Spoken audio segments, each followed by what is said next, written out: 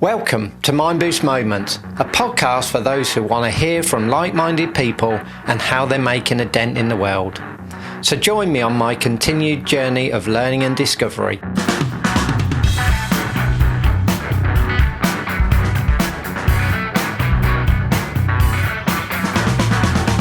I'm really pleased to be joined today by Rachel Wood, L&D Business Partner at Sopra Steria.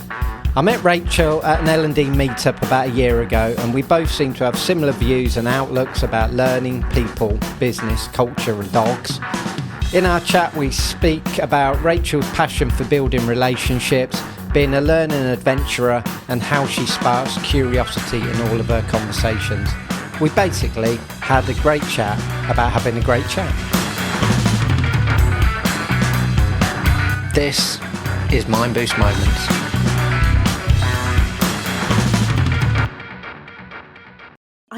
I can present things and I can facilitate conversations just as well in trainers as I can wear it, like being suited and booted. Yeah.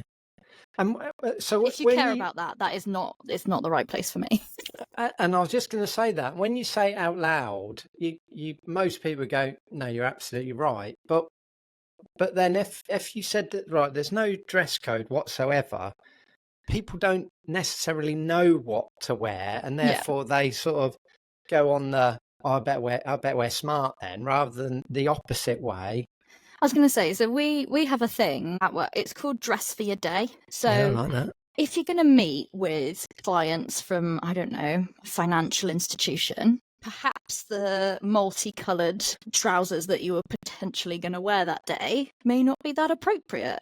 However, if you're just going to be gathering together as a team and you're going to be, workshopping stuff, like, be comfortable in what you're doing, as long as you can show up as yourself. Yeah. Is that more about being mindful about your client's culture as well, do you think? Because I'm just sort of we're like a professional services organisation.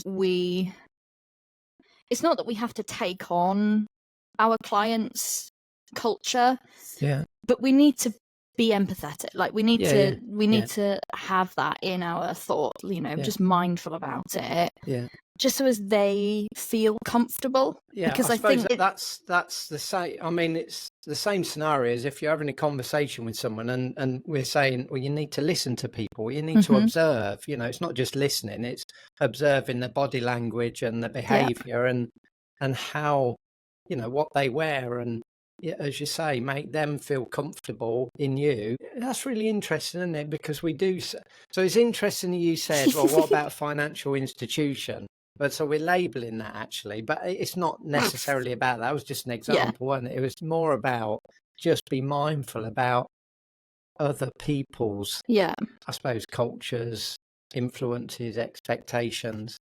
And we're talking, it could be big business, but it could also just be individual people, because people can get both intimidated by, if you're sat in front of somebody that's a little bit like an interview. Like, if you're sat in front of somebody that's suited and booted and you're like, okay, well, this is a bit more formal than I had anticipated. Why do you think we still have to explain that, though, or validate that behaviour? I have no idea. I think there's some part of it that's, and it goes against all of my morals to say this, traditional. And I think sometimes it takes, because nobody will say it out loud, but sometimes it takes someone to say it out loud, saying it's okay to not do that. Because sometimes it's like the unwritten rule. So particularly when you like start an organisation, you're just like, okay, here's the code of conduct or whatever it is, and you're just like, okay, but what are the things that people do that aren't written down? Because they're that's the what meant norms to happen, or what's meant to not happen, but what's really going on? The actual culture, not the one that you think it is. What's the actual culture that it is? I know. There are lots of businesses like that, though, aren't there? Well, more than you could sort of name, really. But this is what our culture is, because it's written down. Okay, really? Yeah. It's not how I feel, but okay, sure. Yeah, and it is about. It's a feeling, right? Yeah, it is. It's a feeling. Yeah, I used to explain it as it's this sort of grey miss thing that you can never really grab onto. And it is the same. I like the, it's a feeling. Yeah. That sort of ties in with, to use that more really, because that ties into the stuff that we do as well. I suppose we ought to start on a podcast. Sharing's really. caring. Well, we could go on and on with this, couldn't we? Maybe I'd just rename this as a sort of a.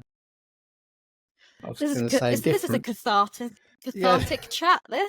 That's what all of our podcasts are. Yeah, that's why they're called moments, because I couldn't pin it down to anything, so it's just called moments. Right, come on, we're going to start. Okay. No, you haven't got to be formal. Okay, I bet. Just still chill. I'm more thinking of me for editing this. Okay, right. I'm ready. Do you know what would be really helpful is if people do not know you, how would you explain yourself? Wow. So if I'm not known, I am a learning adventurer. So I work internally currently as a learning development business partner. Love it. I love working internally. It's a different kind of challenge, and it's all about relationships with people. That's how you get things done.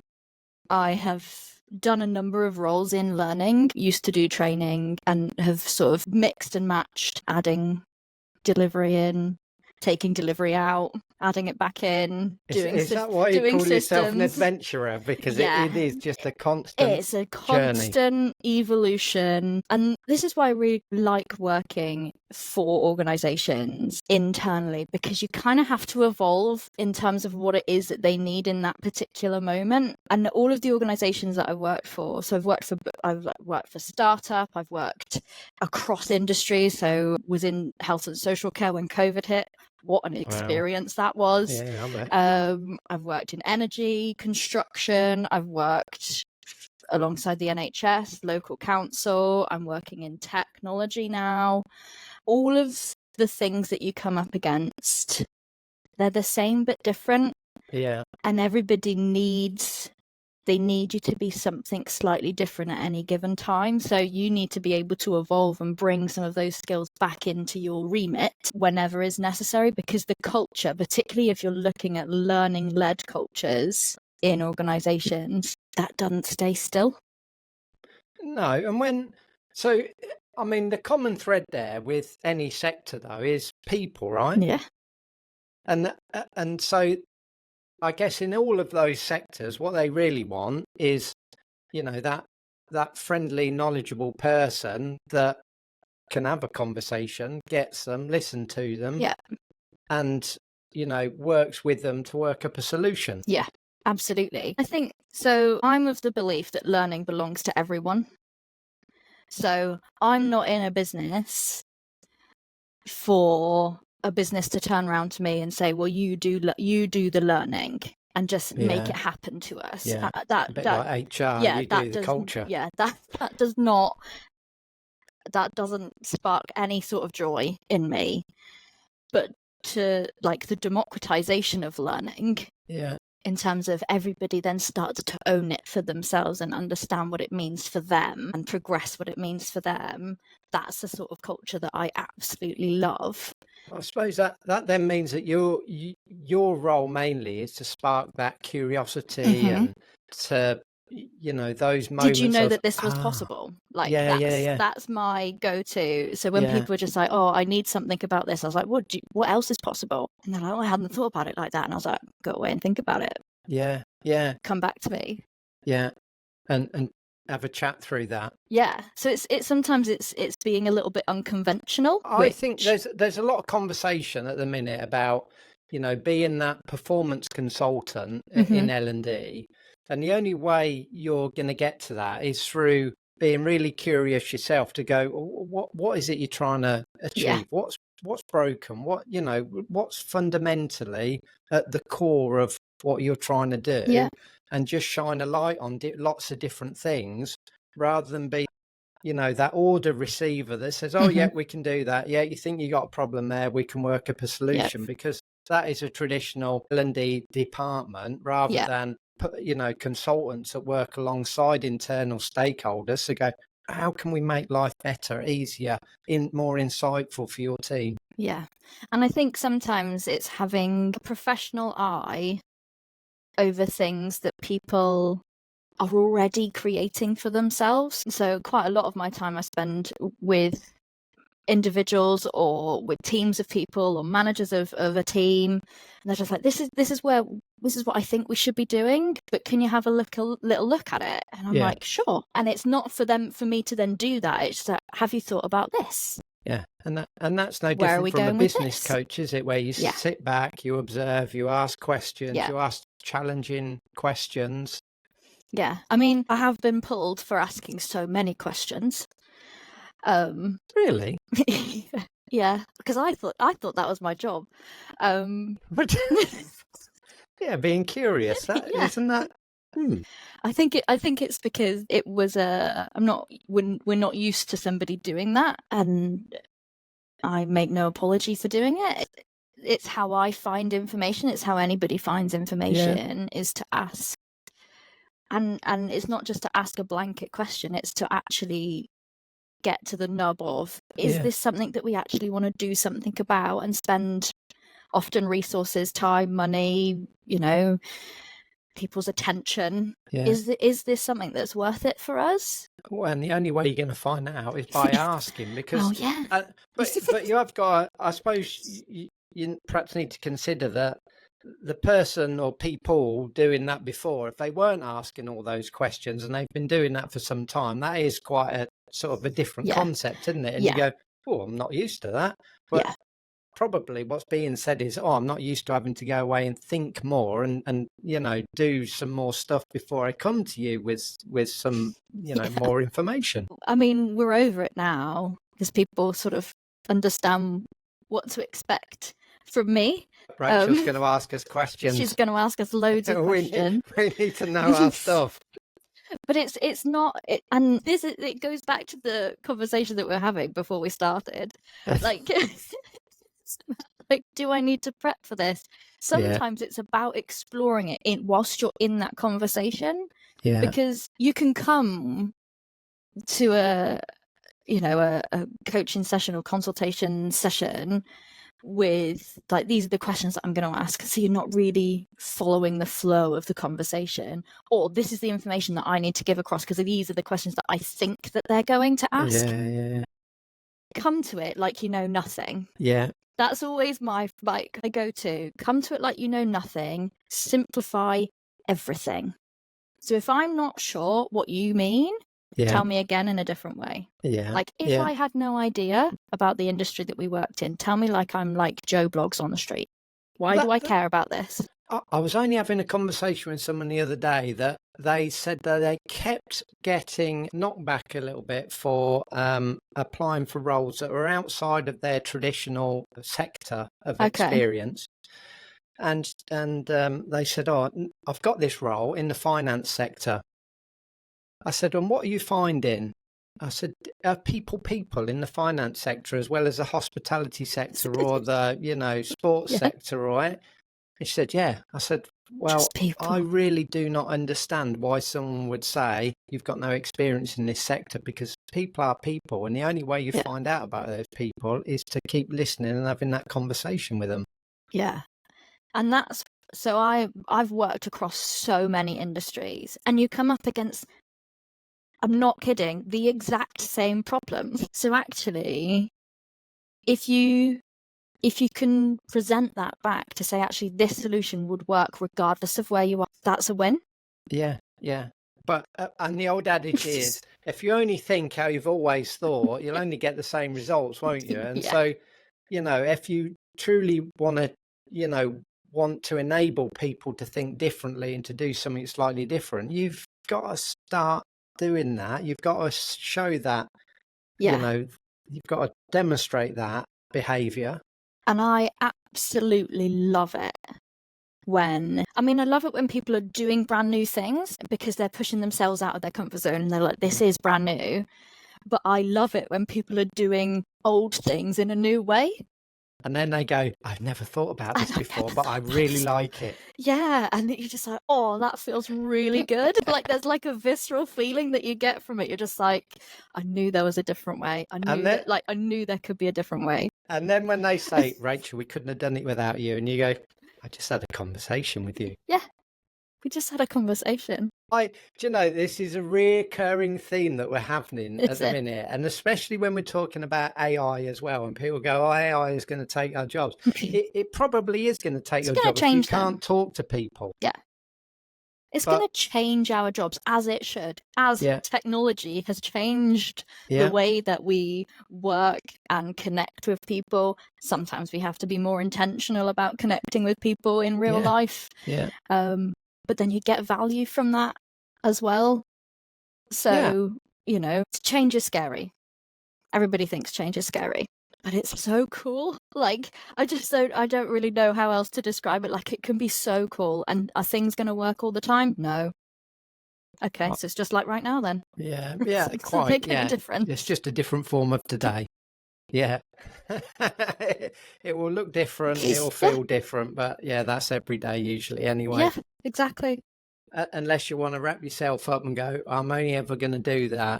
I mean, the world will change around you anyway, so you know, carry on. Yeah. But the one constant is if you keep talking and you know, as you say, intentionally talking to people, that's where, I mean, again, this is part of the reason why I really enjoy doing the podcast, because that is intentionally designed to have lots of conversations with people. And so I can walk away going, man, that was really good. I really enjoyed that. And then when you listen back to it, you go, sometimes there's a bit of a ramble, but that's what makes us human, right? That we can sit there and just have a ramble about stuff and go, yeah, that was really good. Yeah. I mean, would I say that 50% of my time was rambling? 50% of my time is just definitely not talking about work-related things at work. Yeah. Because we live, right? Yeah, but then if you flip it on the other way, I bet when you're at home, you probably talk about work as well. Yeah. So why wouldn't you flip that the other way? But you just sometimes you get the ideas spark in those times when you're just not really thinking about it, and then you're like, oh, I'm just going to think out loud for a minute with a person that you feel safe with talking about stuff. Yeah. What do you think? What? It's like, just go with me on this. Yeah. How would this work? One of my friends, she was struggling to focus, so we got on a call. She works for a completely different organisation to me.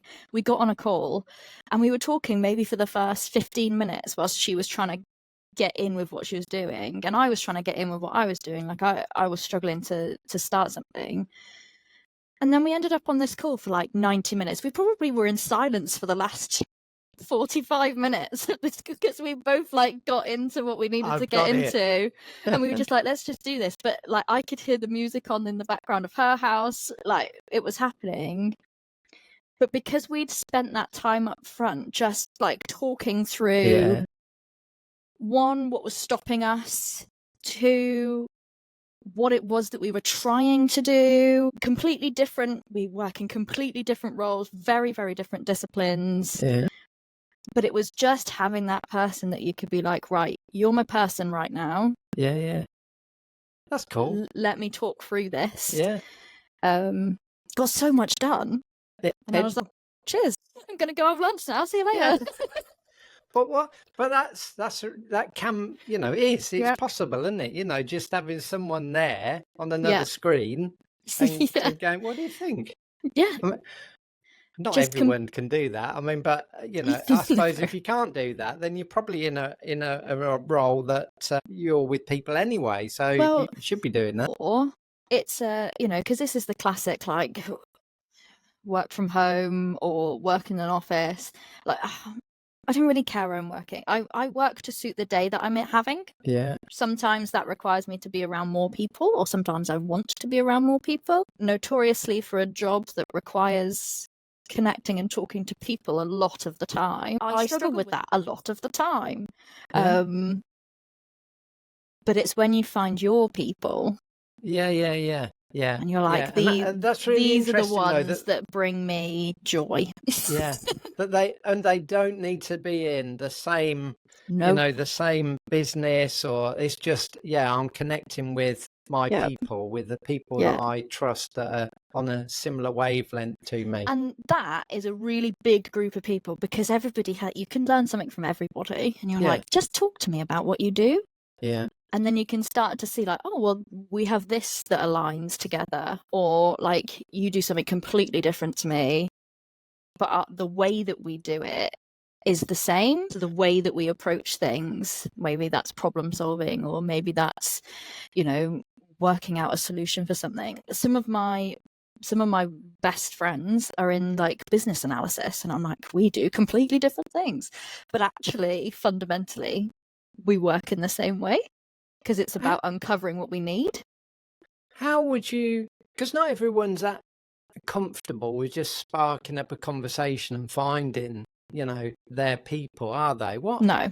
So what is it? What keeps you doing that? Well, I'm just nosy. That's probably what keeps me doing it. I always say that, though. I'm just nosy. I just want a good natter, and I think part of it comes from just a natural curiosity to be like, well, why do you do what you do? Yeah. Why do you like it? I usually say I've got quite a childish mind, because I keep wanting to ask the question why. Why do you do it that way? Well, that gets really irritating with people after a while. So you have to sort of move the question a little bit to go, just explain that to me. All of the different ways that I can ask why. Just got a little crib sheet, and you just work your way through them. God, he keeps bloody asking questions again. But I'm the same. Like, just be really, because I used to step into things and go, be really naive but really curious. Yeah. And then you'll start a conversation and start, because I think you have to want to do it, though, right? So there are some times, so particularly if you're maybe under pressure, maybe you can't come to that sort of conversation with as much curiosity, because you're like, I actually don't have the capacity to take on what you're saying. I just want to talk to you, but I can't further this because I'm not going to be able to get or give any value from my side. But when you're coming from a place where you're like, I would like to connect with these people, not to get anything from them, but to learn about them, other than a conversation, but to learn about them. Like that learning is for when everybody learns, everybody wins. Like, it doesn't matter if you learn, doesn't mean you're taking away from anybody else's learning. Because you're just enriching yours. You're just enriching yours, and hopefully, potentially, enriching the people around you as well. And conversations are a really good part of that. And I could get on my high horse about how a conversation is a learning activity, but I won't, because I feel like you already know that. I think there's lots. It's difficult to record in any sort of formalized training record. Well, I had a conversation with this person. Like, oh, what did you learn? Okay. How can you score wrap this conversation? Now there's a challenge. So come on, I asked you a question as well, because I'm conscious of time. What then is your superpower, or are we talking about that already? Probably talking about it already. It's asking questions, asking the questions, but also the reason that I love doing what I do right now is because you're in this really cool place where you're in between business and what business is trying to achieve and the people, the ones that are actually going to be achieving the things, right? And being able to those two things to people, so translate the business and what the business is trying to achieve down to like individual people, but also what the contribution of individual people are going to be to create the goal effectively. I think that's a really underappreciated skill. So how do you approach that, first of all? I really like to see big picture. I have to work from big picture, and you can tell when someone's also not giving you all of the information. So I'll just ask more questions, Yeah, just to yeah. put all of those pieces in. Even if people are just like, oh, we don't need that yet. And I was like, yeah, but we'll need it eventually. So let's just do it all up front. Yeah. Just so you can see really clearly where you are. It's a piece of that jigsaw, so share it. Yeah. Yeah, exactly. And transparency is really, really key for that. Like, this is what I'm trying to, like, I'm asking you these because I'm trying to build this bigger picture so that people don't think that you're just trying to take information to hoard it somewhere. Yes. Well, usually if there's a big picture sort of thought agenda, unless you share everything, most people go, they're hiding something. Yeah. And therefore all of that trust just falls away. Yeah, absolutely. And you can visibly see it happen. Yeah. Which is really uncomfortable. Yeah. And then your next word is honest. Yeah. So I think that's part of it.